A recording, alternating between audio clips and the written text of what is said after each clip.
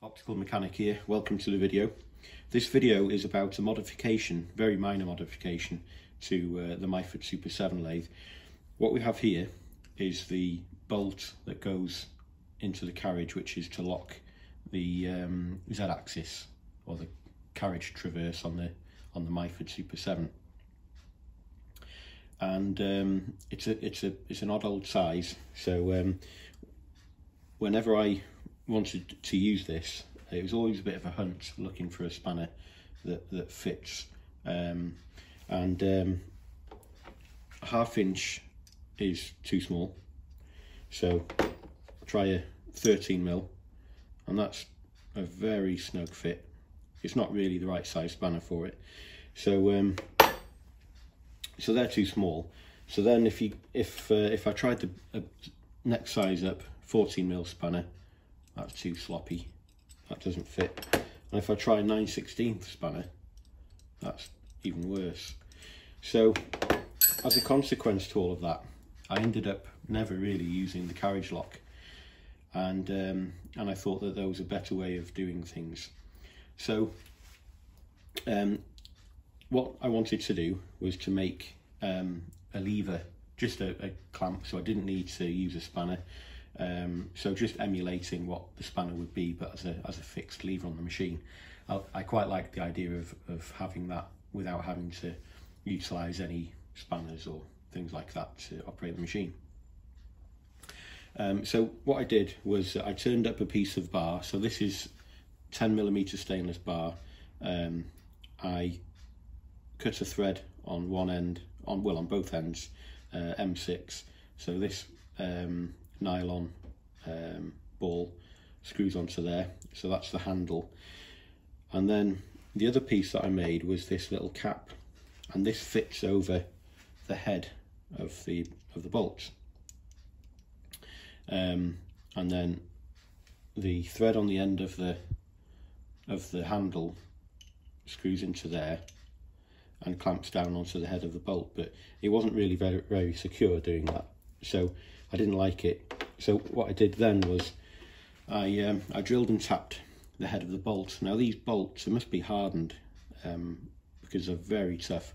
My centre drill just skidded off it, so I just took a 2 or 3mm carbide end mill and just ran that in very slowly, just to break through the skin, and that got through okay. And then I tapped it M4, I think. So then, just to test the theory, what I could do then was I could screw this little M4 cap screw through the top like that, and then that retained this on the end of the bolt, and it was functional, but you know, I don't really like the look of it. It looks a bit of a mess. So I thought, well, maybe I can countersink this cap and put a countersunk screw in there, but I didn't really like the look of it.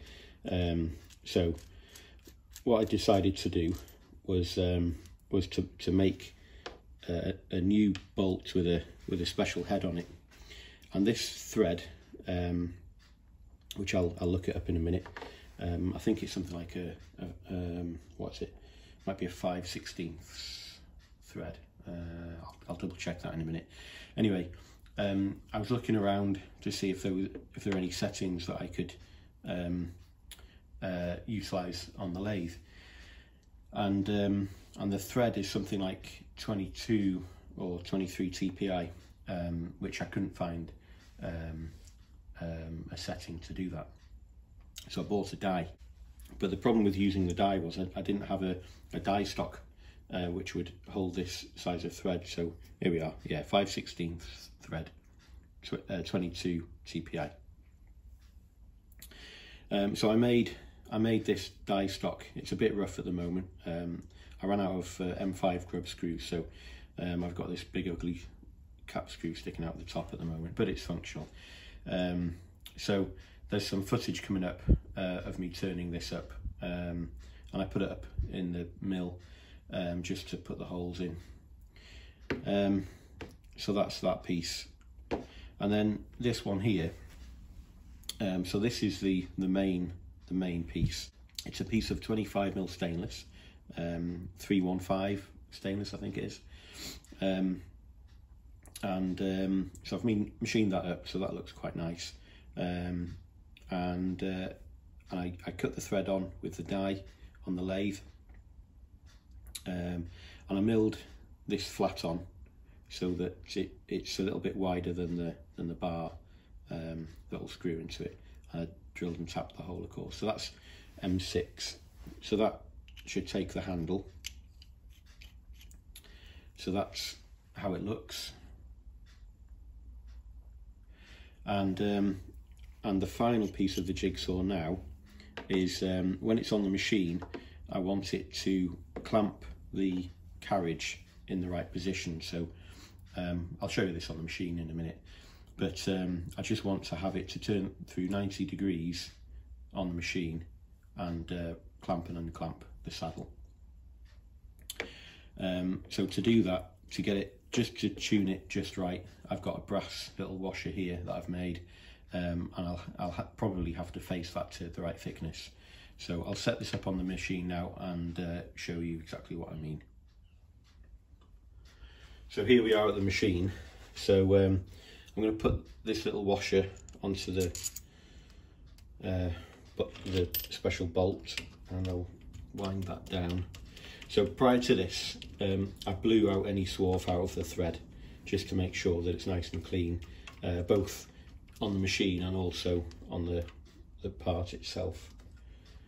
Right, so that's just, let me just grab the handle.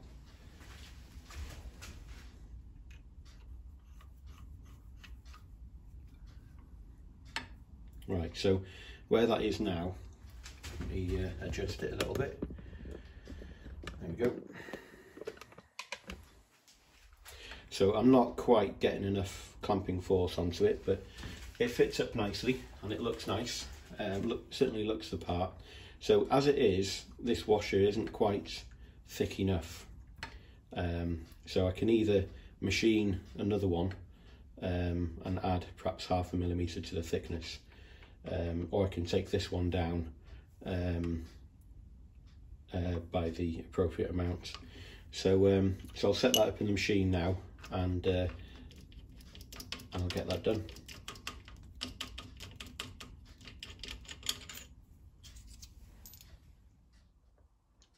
Right, so I'm a bit more organised this time. So I've got my turning tool set up. I've got my chamfer tool and parting tool off to the side there. So I'm just going to face off, drill a hole through, clean up the OD, and deburr and part it off.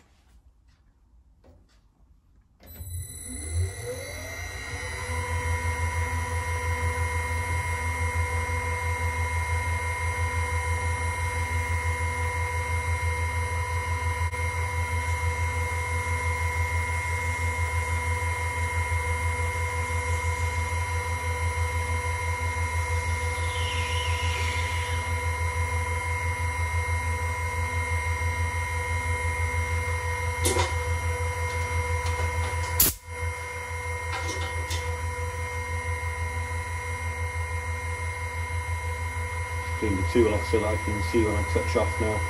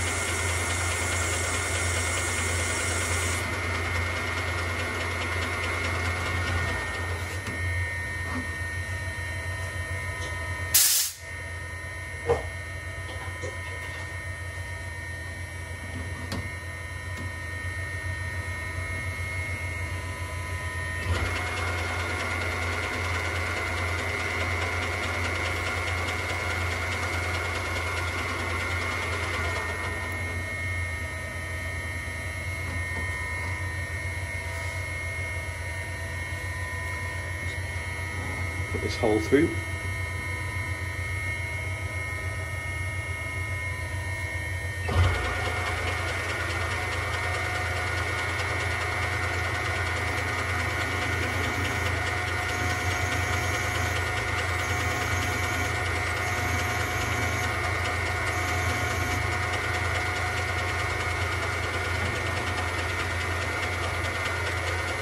plenty.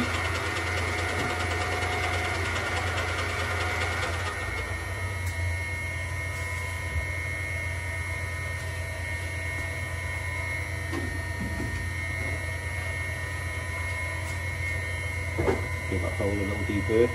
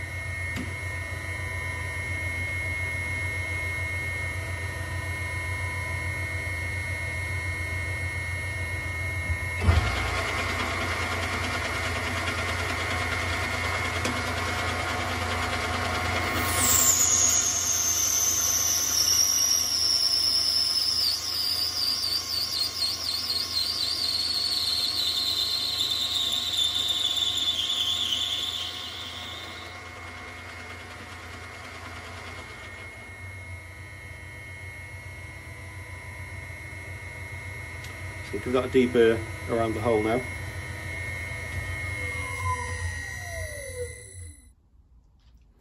Okay, we'll try this fitting onto the machine now. So let me put this down, I've got enough hands.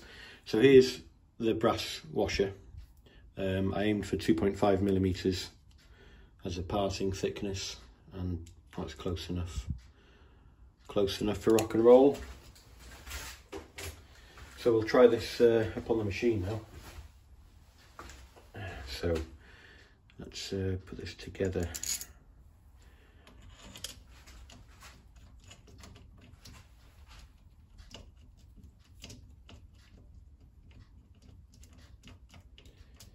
If my calculations are right, we should be somewhere near. Might need to take a skim off it, but okay, so that's finger tight. So let's screw the handle in and see where we get to.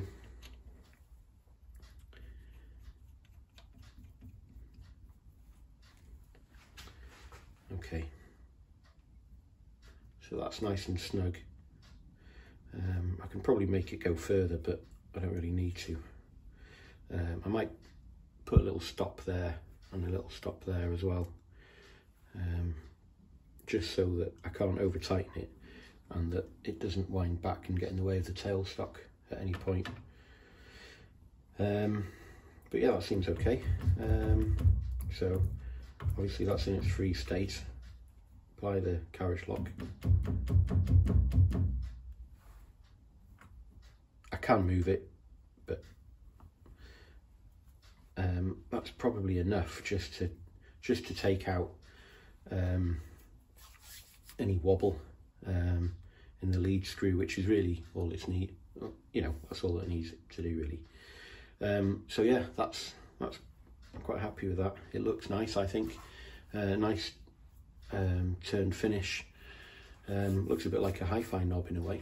And this is quite low profile. I had toyed with the idea of making it on an angle, a bit like the handle for the tool post, but I didn't want to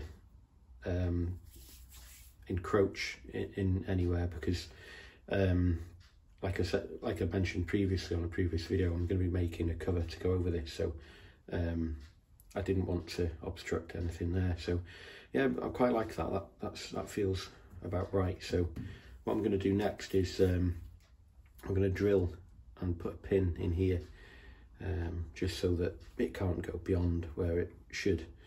And same there. So that's what I'll do next.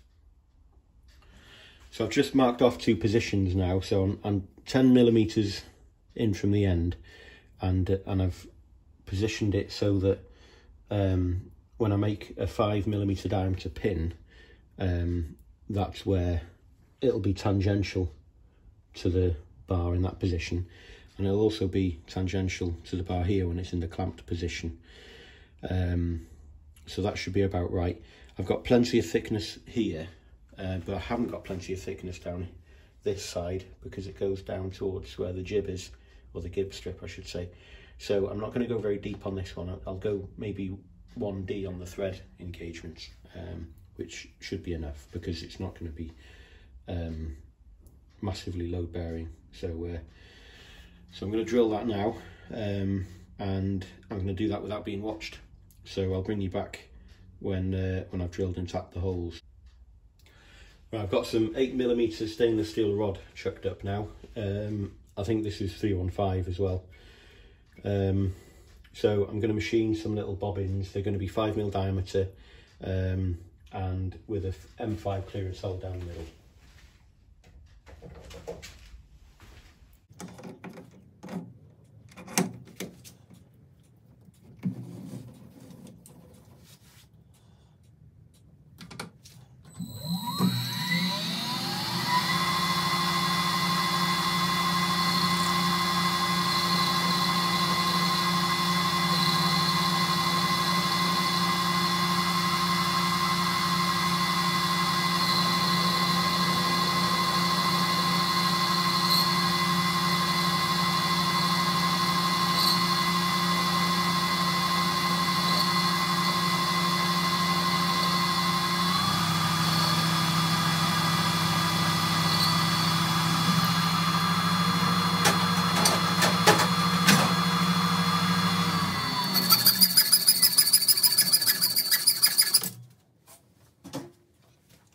Same way with tip up.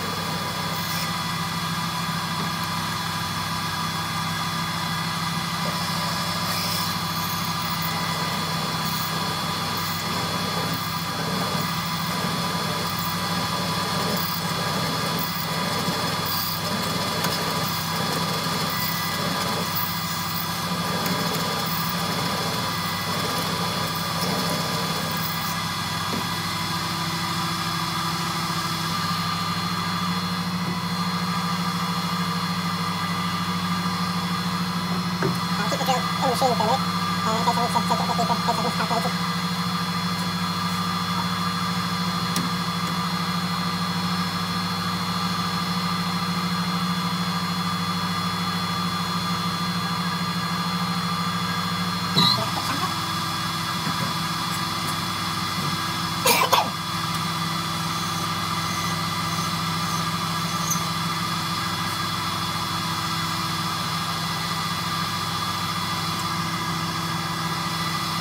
14 mil clips. Oh, use the carriage. Oh, which you can't see, so it's finished down a bit. So a bit of lead on there. Let's go.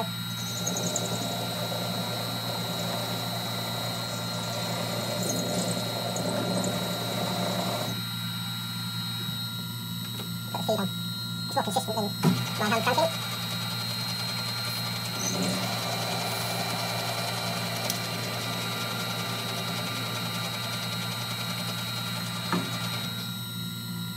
There's one.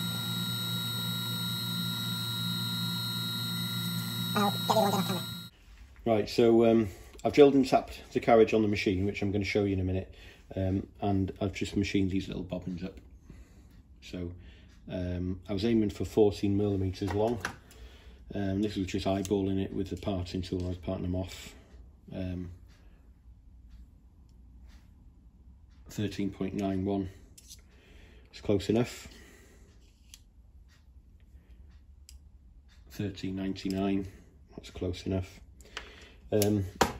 So I was going to use some of these little round head screws, socket round head,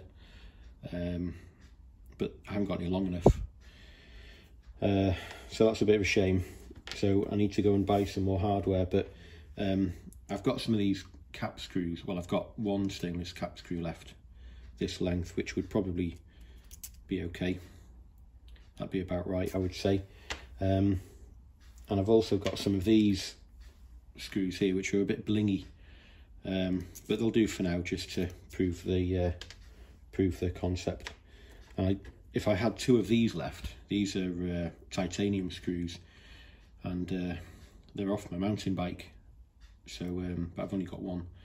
So I'm going to have some odd screws here now on the machine, but they'll do for the time being until I can get to buy some more screws in the next few days. Right, so let's fit this up on the machine and see how it looks. Right, hopefully without knocking the tripod over, I'll fit these little bobbins now. So like I said a minute ago, these are only aluminium screws as well. So I'll just give that a nip, so I don't over tighten them, and they're only temporary anyway, until I can get the proper screws that I want.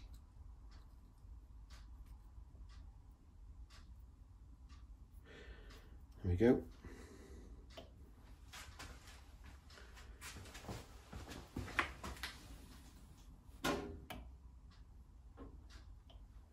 So they're probably a bit high, if anything, but I think they look all right. So what I'll do is when I get the proper screws, I'll turn the heads down so that they're flush. I might reduce the height of them a little bit, because they're perhaps a little bit higher than they need to be. So I think when I come back to it with the proper screws, I'll drop the height so that the overall height isn't higher than the top of the bar, because I want this to be low profile. But I think that you know, they're going to do the job. So this one will prevent me from over tightening here like that, and the carriage is locked nicely, and this one here will stop me from getting the clamp in the way of the tailstock. So I don't even have to think about that. That's just never going to be in the way when I slide the tailstock forward. So there we go. That's it really. So thanks for watching, and thanks to all of you guys who are subscribing. We're over 500 subscribers now, which is fantastic. So I hope you enjoyed that little video, and I'll see you on the next one. Cheers now.